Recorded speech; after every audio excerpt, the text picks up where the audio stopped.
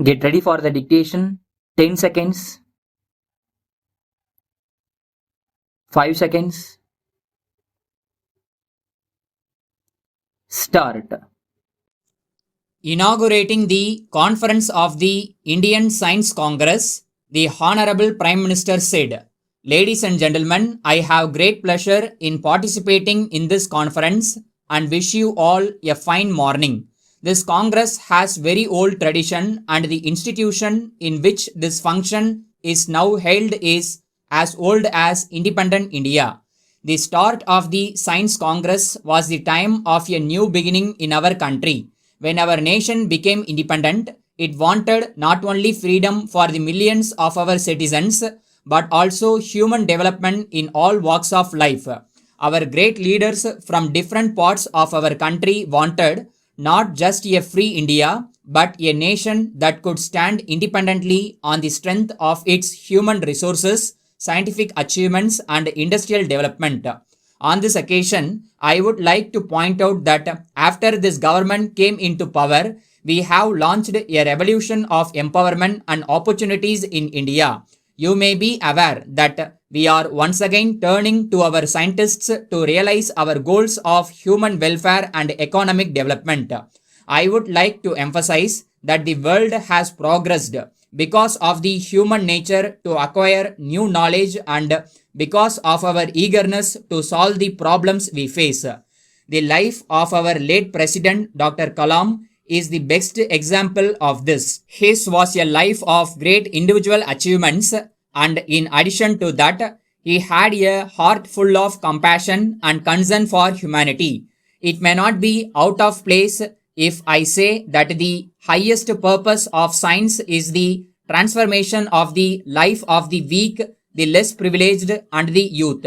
Our former president's mission was making a self-reliant and strong India that cared for its people. I thank the organizers of this conference for having made his dream the main theme of this year's session. Dr. Kalam and many scientists like him have placed India at the forefront of science and technology in many areas. As you are all aware, our success ranges from the small atom to the large medium of space. We are happy to note that we have enhanced food and health security, and we have given hope for a better life to others in the world. On this occasion, I would like to state that as we increase the standard of living of our people, we will also have to increase the scale of our efforts.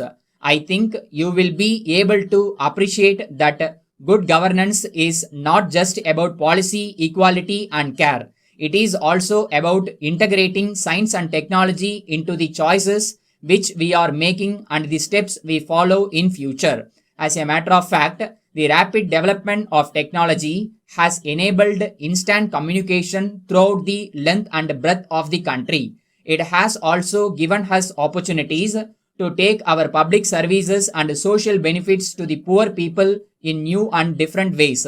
I am very happy to share with you the fact that in the first ever national conference, we have identified more than 100 applications that touch each and every aspect of health, development, and conservation.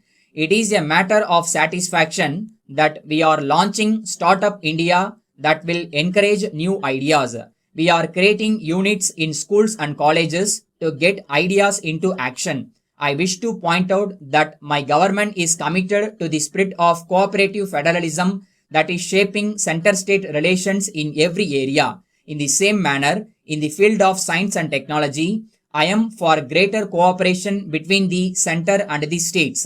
I am happy to state that as a part of this new initiative, we will make it easier to do research in India and at the same time expand the scope and quality of education and research. It is absolutely necessary that innovation must not be the only goal of science. In this connection, I would like to point out that it would not be possible for the government sector alone to fund higher education and research. It has to be seen in the larger context of the nation, and the responsibility of the private sector and the academic side is also there. Since we have only limited financial resources, it is necessary that we have to be smart in deciding on our priorities. With these few words, I conclude my speech, wishing this year's conference a huge success. Thank you.